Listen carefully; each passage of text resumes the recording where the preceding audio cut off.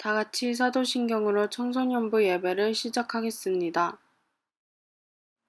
나는 전능하신 아버지 하나님, 천지의 창조주를 믿습니다. 나는 그의 유일하신 아들, 우리 주 예수 그리스도를 믿습니다. 그는 성령으로 잉태되어 동정녀 마리아에게서 나시고 본디오 빌라도에게 고난을 받아 십자가에 못 박혀 죽으시고 장사된 지 사흘 만에 죽은 자 가운데서 다시 살아나셨으며 하늘에 오르시어 전능하신 아버지 하나님 우편에 앉아 계시다가 거기로부터 살아있는 자와 죽은 자를 심판하러 오십니다. 나는 성령을 믿으며 거룩한 공교회와 성도의 교제와 죄를 용서받는 것과 몸의 부활과 영생을 믿습니다. 아멘.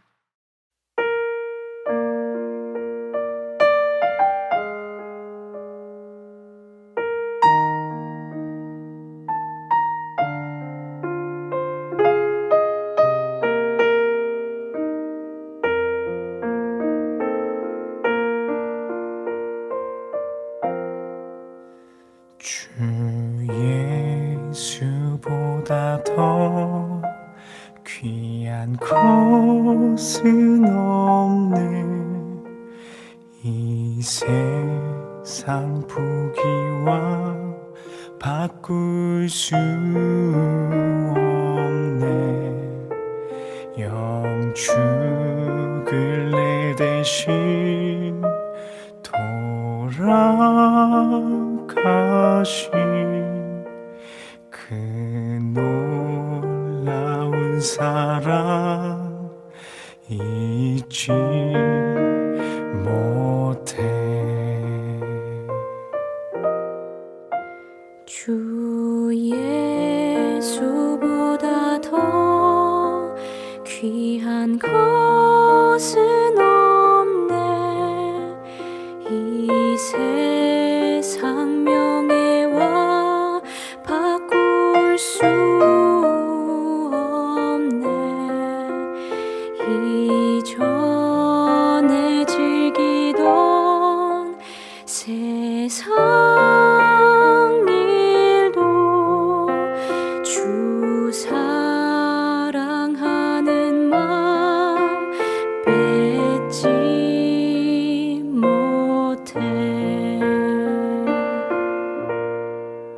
세상 즐거움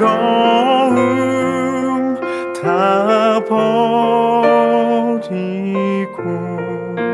세상 자랑 다 버렸네. 주 예수보다 더 귀한 것은 없네. 예수 밖에는 없네.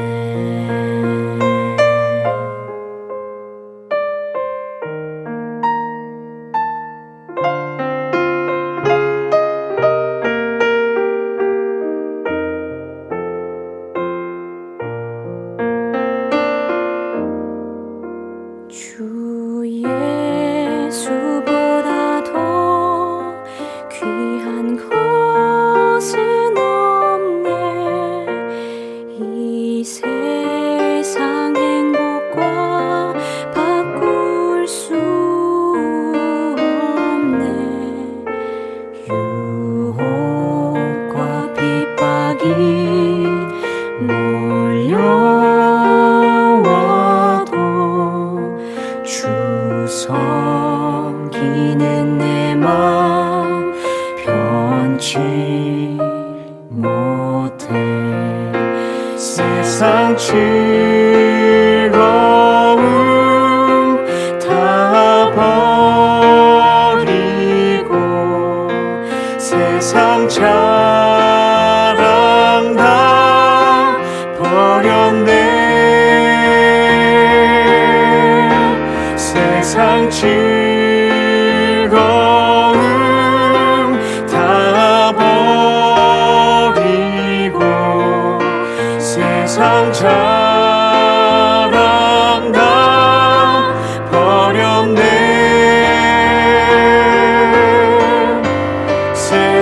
즐거움 다 버리고 세상 자랑 다 버렸네. 주 예수보다 더 귀한 것은 없네. 예수밖에는 없네. 주 예수보다 더 귀한 것은 없네. 예수밖에는 없네.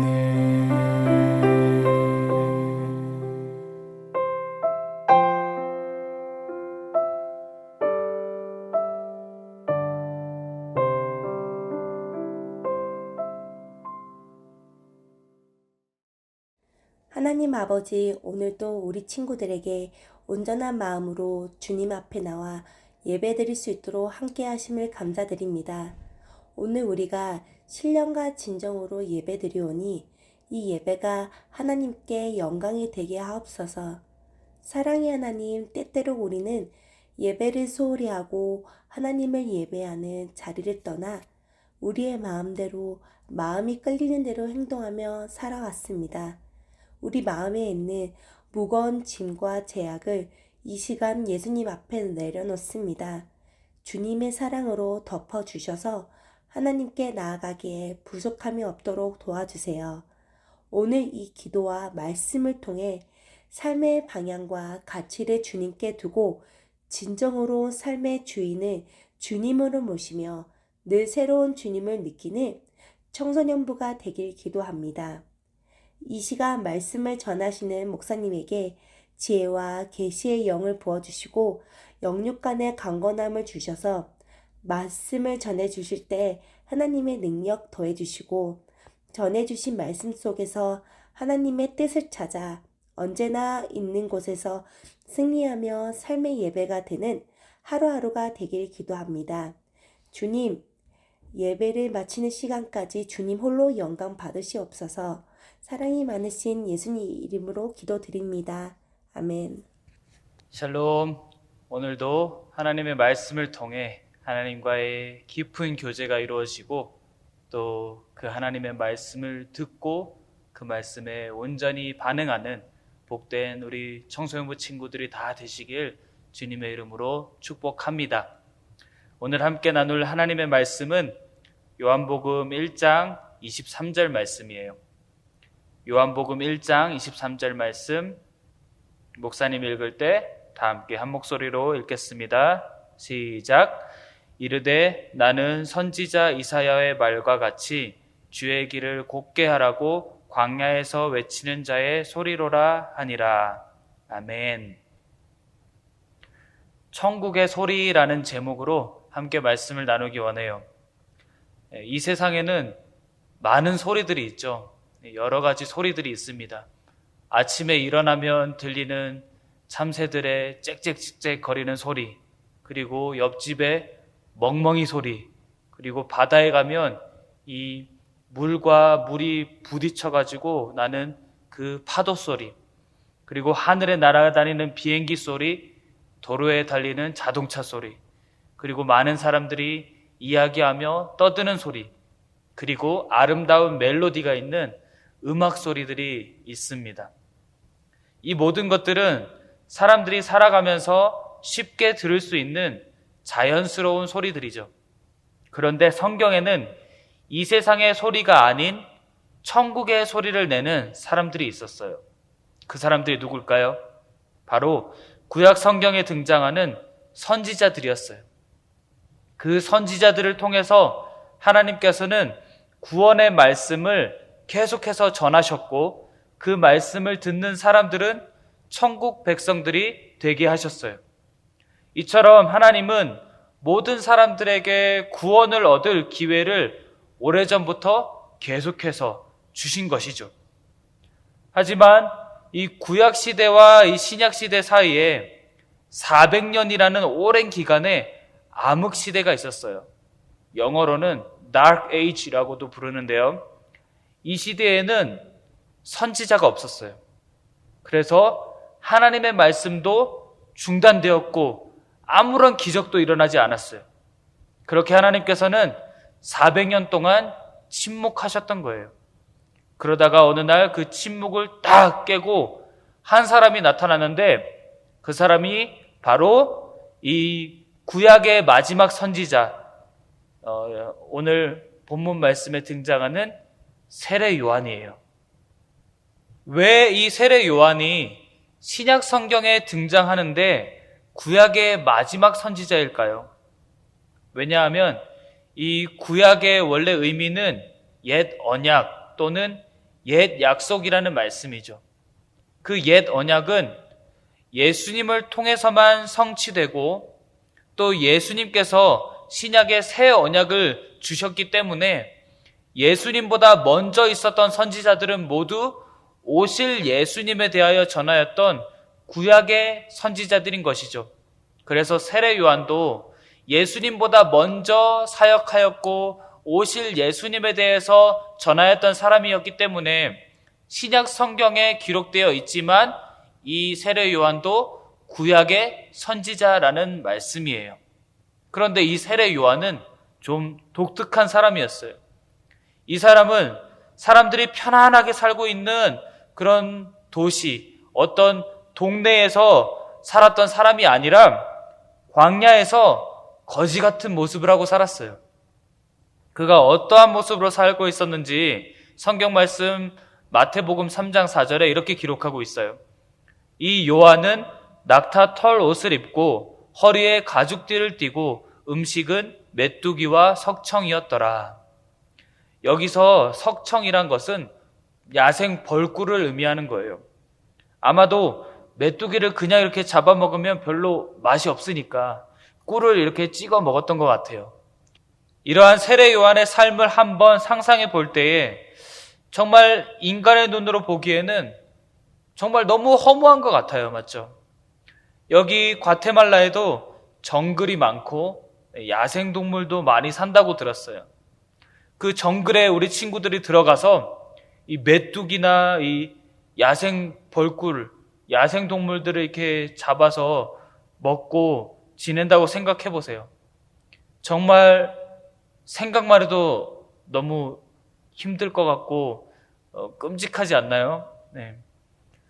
그렇다면 이 세례 요한은 왜 이 광야에서 지냈으며 이 광야에서 무엇을 하면서 지냈을까요? 마태복음 3장 2절에 이렇게 말씀하고 있어요. 회개하라, 천국이 가까이 왔느니라. 세례 요한은 이 광야에서 회개를 가르치고 있었어요. 회개하라고 항상 소리를 질렀어요. 예수님께서 곧 오시는데 그 예수님을 만나려면 죄를 회개해야 한다는 거예요. 그런데 왜 사람들이 많은 큰 성 예루살렘에서 말씀을 선포하지 않고 이 사람들이 별로 지내지 않은 광야에서 소리를 질렀을까요?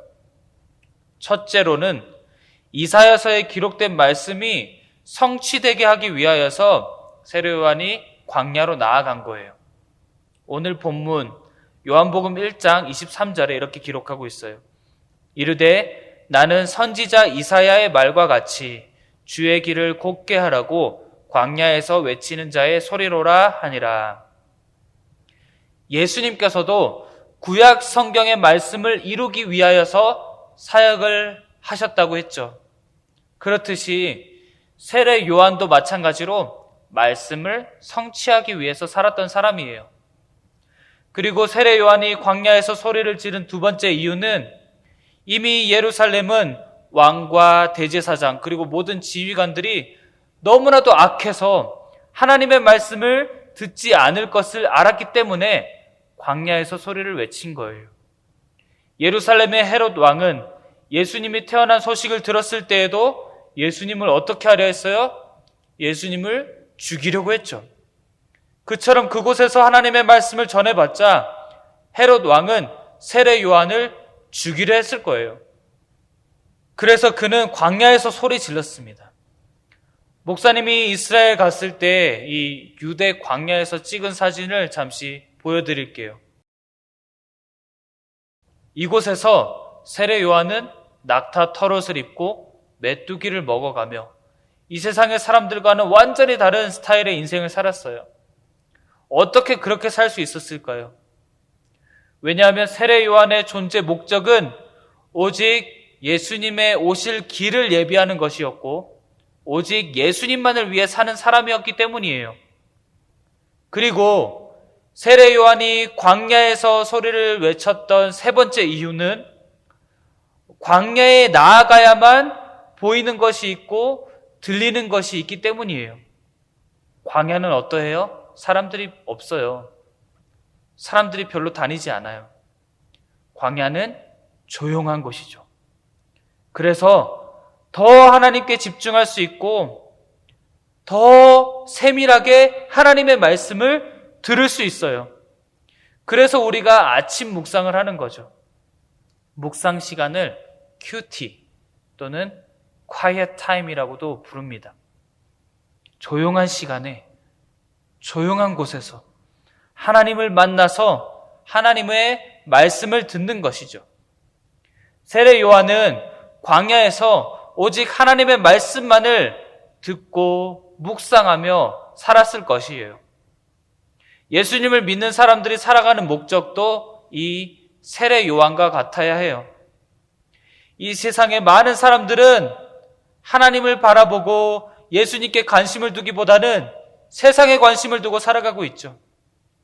어떻게 하면 이 땅에서 성공해서 잘 먹고 잘 살까? 어떻게 하면 다른 사람들보다 훨씬 더 럭셔리하게 살 수 있을까? 그래서 돈을 많이 벌어서 예수님을 닮기보다는 화려한 할리우드 스타나 K-팝 스타들을 닮을 수 있을까 하는 그런 궁리를 하죠. 청소년부 친구 여러분들은 무엇에 관심을 두고 살아가고 있나요? 예수님이 정말로 나를 구원하신 분이시며 예수님만이 나를 천국으로 인도해 주시는 유일한 분이심을 믿는다면 예수님을 나의 주인으로 모시고 예수님을 기쁘게 해드리는 것에 관심을 두고 살아가야 할 것입니다. 진심으로 예수님을 만난 사람은 이 땅에서 자기 자신이 성공하여서 만약에 높은 자리에 앉게 되더라도 교만하지 않아요. 이 세례 요한처럼 겸손하게 예수님만을 전하며 예수님의 이름만을 높이는 삶을 살아가게 되는 거예요. 세례 요한은 제사장의 아들이었어요. 그렇다면 이 광야에 나가지 않고 제사장으로 살 수 있었어요. 하지만 광야에 나가서 예수님을 전했던, 자기 스스로 광야에 나가서 예수님을 전했던 사람이에요. 많은 신학자들이 이 박사학위 논문을 쓰거나 책을 쓰면 책 앞부분에 라틴어로 Soli Deo Gloria라는 말을 많이 써요. 이것이 무슨 뜻일까요? 오직 하나님께만 영광이라는 뜻이에요. 이것이 바로 우리 크리스천들의 삶이 되어야 합니다.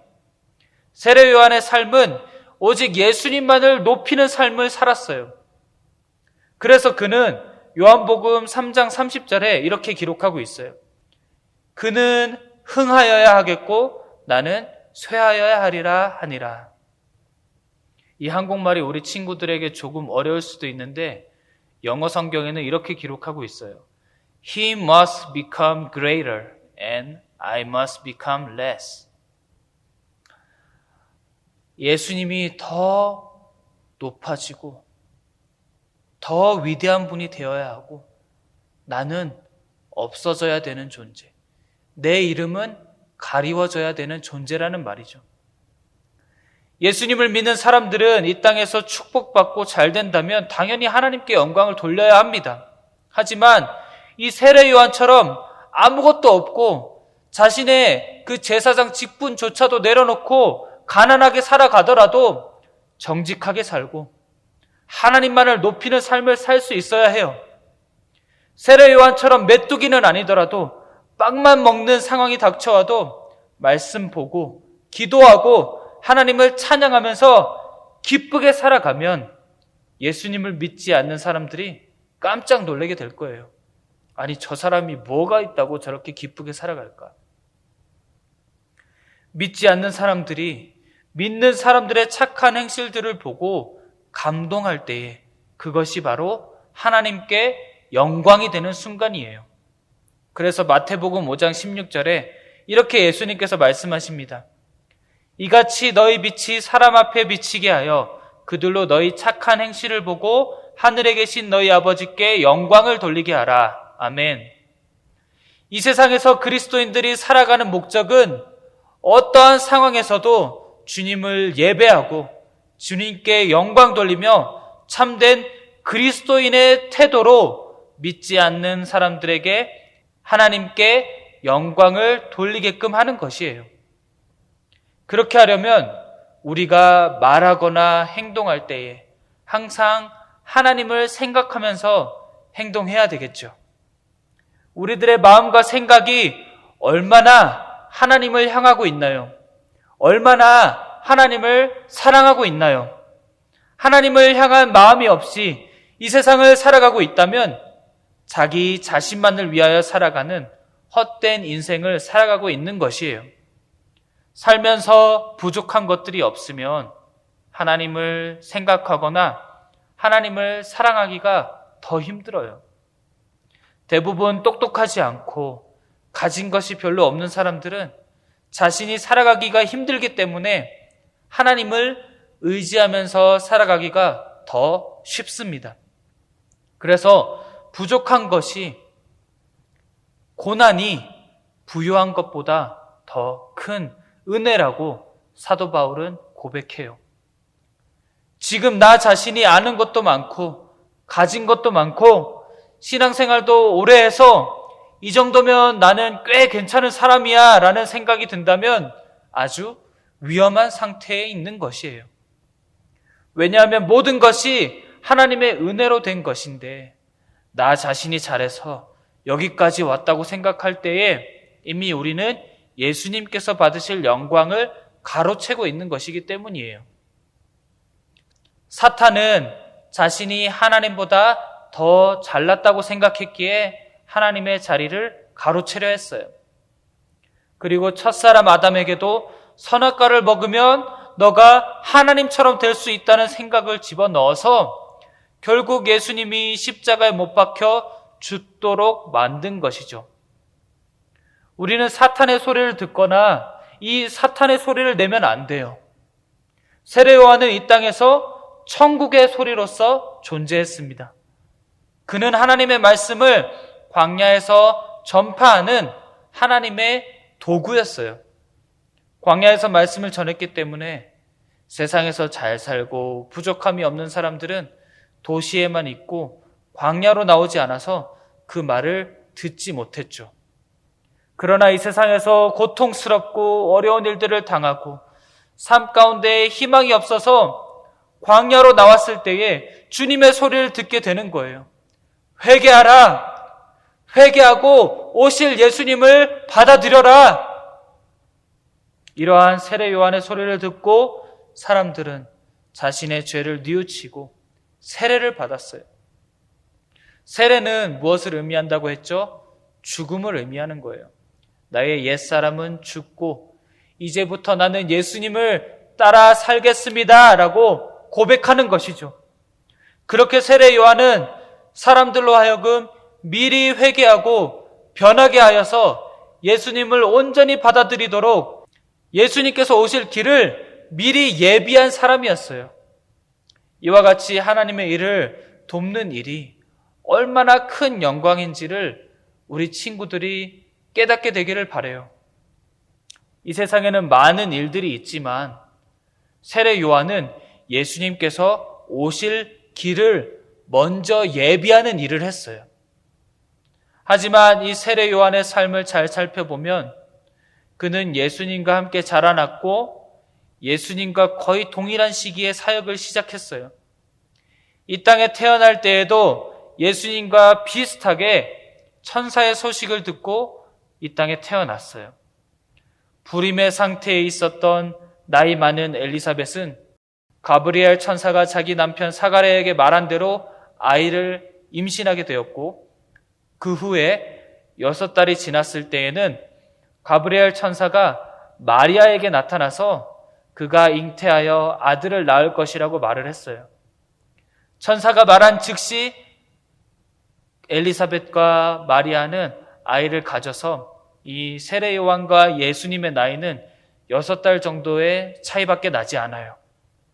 그렇게 하나님의 방법으로, 하나님의 목적으로 잉태된 세례 요한은 뱃속에 있을 때부터 예수님을 만났을 때에 아주 기뻐했다고 성경은 기록하고 있어요. 누가복음 1장 41절 42절에 이렇게 기록하고 있습니다. 엘리사벳이 마리아가 문안함을 들으매 아이가 복중에서 뛰노는지라. 엘리사벳이 성령의 충만함을 받아 큰 소리로 불러 이르되 여자 중에 내가 복이 있으며 내 태중의 아이도 복이 있도다. 아멘. 세례 요한은 뱃속에서부터 자신이 죽을 때까지 섬겨야 할 예수님을 만나자 너무나도 기뻐했습니다. 어려서부터 예수님을 보면서 함께 자라는 그는 그의 삶 가운데 정말 최고의 기쁨을 누렸을 거예요. 예수님과 비슷한 나이에 이 땅에서 사역을 함께 같이 시작하는 그 기쁨은 더더욱 컸을 거예요. 하지만 세례 요한은 이 땅에서 가진 것이 전혀 없었습니다. 세례 요한이 태어날 때에 이미 그의 부모는 할아버지, 할머니였기 때문에 성경에는 기록되어 있지 않지만 몇 년 지나지 않아서 그 사가랴와 엘리사벳은 세상을 떠났을 거예요. 그래서 그는 사막에서 낙타 털옷을 지어 입고 메뚜기와 이 벌꿀을 먹으면서 지냈습니다. 하지만 그는 행복했어요. 왜냐하면 예수님을 바라보며 지낼 수 있었고 그분을 위해 길을 예비하는 특권을 받았으며 예수님을 전파하는 그 천국의 소리의 역할을 감당할 수 있었기 때문이죠. 청소년부 친구들은 이 땅 가운데 살아가면서 어떠한 목적으로 살아가고 있나요? 주님을 섬기면서 살다가 보면 나 자신의 계획과는 달리 많은 어려움을 겪을 수가 있고 또한 우리가 원하지 않는 곳으로 주님은 우리를 보내실 수도 있어요. 광야에 가서, 선교지에 가서 우리가 정말 익숙하지 않는 그 다른 어떤 나라에 가서 아무것도 없고 굶주리고 있는 사람들에게 나아가서 그들에게 복음을 전하라고 하실 수도 있어요. 그럴 때에 우리는 예수님의 길을 예비하도록 이 땅에 태어난 세례 요한처럼 기뻐하면서 그 길로 감사하며 나아가실 수 있나요? 때로는 예수님을 따르는 광야의 삶은 너무나도 외로워요. 너무나도 힘들죠. 좁은 길입니다. 하지만 이 사실을 꼭 기억하세요. 성경이 말하는 인간의 삶의 최고의 축복은 하나님의 뜻과 하나님의 영광을 위하여 사용되어지는 거예요. 세례 요한은 주님의 길을 예비하는 일에 집중하였고 이 땅에서 오래 살지도 못했습니다. 30대 초반에 헤롯 왕에 의해 목이 잘려 죽었죠. 하지만 그는 그 어떤 사람보다 더욱 빛나는 삶을 살았어요. 그러한 세례 요한을 예수님은 누가복음 7장 28절 상반절에 이렇게 말씀하고 있어요. 내가 너희에게 말하노니 여자가 낳은 자 중에 요한보다 큰 자가 없도다. 세상의 눈이 보기에 세례 요한은 너무나도 초라하고 허무한 인생을 살았어요. 하지만 여자가 낳은 자 중에 그보다 큰 자가 없다고 예수님은 말씀하고 계셔요. 그렇습니다. 우리가 이 땅에서 인정받고 부족함 없이 잘 사는 것이 중요한 것이 아니에요. 물론 부족함 없이 잘 살면 좋겠죠. 하지만 그것이 우리의 인생의 목적이 아니라는 말씀이에요. 우리에게 가장 중요한 것은 우리들의 삶이 어떻게 하나님의 영광을 위해 쓰임받느냐입니다. 세례 요한은 예수님께서 이 땅에 처음 오실 때를 위하여 예비된 하나님의 도구였으며 천국의 소리로서 이 땅에 존재했어요. 그렇다면 우리도 예수님께서 이 땅에 다시 오실 때를 예비하면서 살아야 돼요. 예수님께서 재림하실 그 순간을 위하여서 우리가 살아야 된다는 거예요. 어떻게 그 예수님께서 다시 오실 그 길을 예비하면서 살 수 있을까요? 바로 세례 요한과 같이 천국의 소리로 살아가야 하는 줄로 믿습니다. 이웃들에게 그리고 친구들에게 복음을 전파하며 회개하도록 해야 하죠. 이번 한 주간도 우리가 살아가실 때에 이 천국의 소리로서 예수님의 다시 오실 그 길을 준비하며 살아가는 복된 삶을 살아가시는 우리 청소년부 친구들 그리고 목사님 그리고 교사 선생님들이 다 되시기를 주님의 이름으로 축복합니다. 다 함께 기도하시겠습니다. 사랑의 아버지 하나님, 은혜를 감사드립니다. 우리들로 하여금 부모님들과 이웃들 그리고 친구들을 통하여 천국의 소리인 복음을 듣게 해주셔서 감사드립니다. 이 세상에서 가장 귀한 복음을 받은 자들로서 세례 요한처럼 항상 복음을 위하여 하나님의 영광을 위하여 살아가는 복된 청소년부 친구들이 다 되게 하여 주시옵소서. 그리하여서 이 땅에서 잘 되고 큰 영향력을 끼치는 사람이 되지 못하더라도 세례 요한처럼 예수 그리스도의 복음을 전함으로 참된 기쁨을 누리는 주님의 자녀들이 다 되게 하여 주시옵소서. 감사드리며 거룩하신 예수님의 이름으로 기도드립니다. 아멘. 이제는 우리를 위하여 죽기까지 순종하신 예수 그리스도의 놀라우신 은혜와 하나님 아버지의 극진하신 사랑하심과 성령 하나님의 감화, 감동, 위로, 충만하심이 오늘 이 시간 주님의 말씀을 듣고 세례 요한처럼 광야에서 외치는 천국의 소리로 살아가기로 결단하는 모든 주의 자녀들과 하고 있는 공부와 그 가정과 그 가정의 생업 위에 그리고 이 과테말라 사랑의 교회 위에 지금으로부터 영원토록 함께 계시기를 간절히 축원하옵나이다. 아멘.